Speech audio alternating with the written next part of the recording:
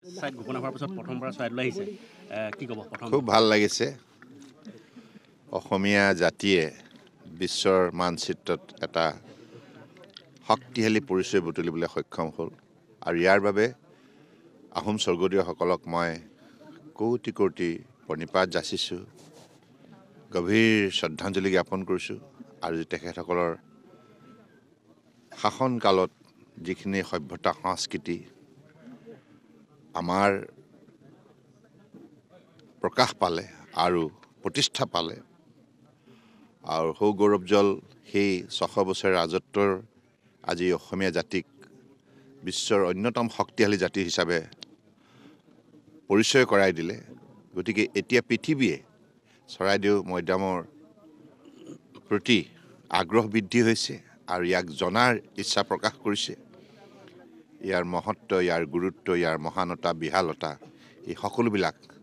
জনাৰ বাবে মই ইতিমধ্যে বিষয়াসকলৰ কথা পাতি গম পাইছোঁ বিভিন্ন বিদেশৰ পৰা পৰ্যটকসকল আহি বিতংভাৱে আমাৰ বিভাগৰ কৰ্মচাৰীৰ পৰা কথাবিলাক জনাৰ ইচ্ছা প্ৰকাশ কৰিছে সেইটো এটা ডাঙৰ সফলতা মই ভাবোঁ আৰু এই গোটেই বিষয়টোৰ ক্ষেত্ৰত এটি কথা ক'বই লাগিব আমাৰ দেশৰ আদৰ্শবাদী নেতা বিশ্বৰ সৰ্বাতোতকৈ লোকপ্ৰিয় নেতা প্ৰধানমন্ত্ৰী নৰেন্দ্ৰ মোদী ডাঙৰীয়াৰ যিটো তেখেতৰ পদক্ষেপ তেখেতৰ যিখিনি আন্তৰিকতা ইয়াক শলাগ ল'বই লাগিব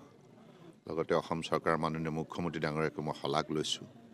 গতিকে আমি এই গোটেই প্ৰক্ৰিয়াটোত এই পৰ্যায়লৈ আহিবৰ বাবে অসমৰ জনগণে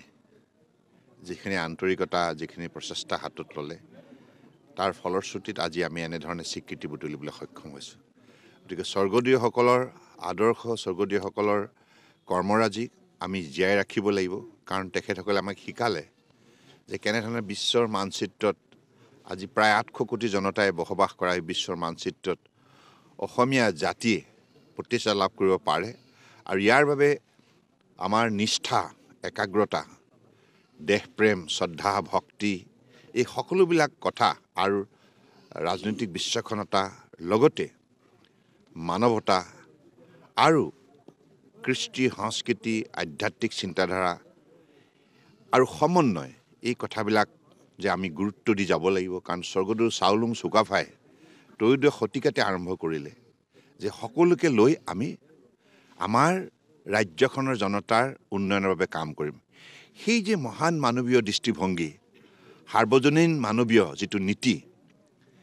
ইয়াক শলাগ ল'বই লাগিব আৰু আজি আপোনালোকে দেখিছে এই নীতি ইমান প্ৰাসংগিক বৰ্তমান